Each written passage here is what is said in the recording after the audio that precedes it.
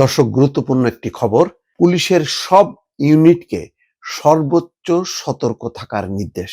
এবং সর্বশেষ যে ঘটনাটা ঘটেছে কার্গো ভিলেজ শাহজালাল বিমানবন্দরের কাছাকাছি, সেই ঘটনার পর এখন সর্বোচ্চ সতর্ক অবস্থায় রাখা হয়েছে পুলিশকে।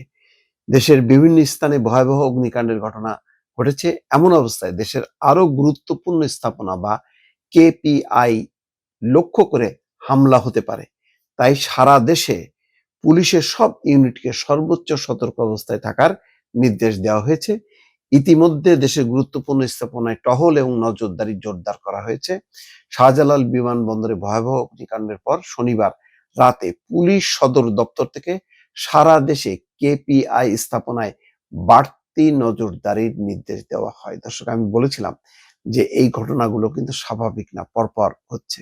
সুতরাং সামনে বুঝতেই পারছেন শেখ হাসিনার বিচারের রায়টা ঘনিয়ে আসছে, ততই বেশি অস্থিতিশীল একটি পরিস্থিতি হয়তো তৈরি করা হচ্ছে কারোর ইন্ধনে। দর্শক।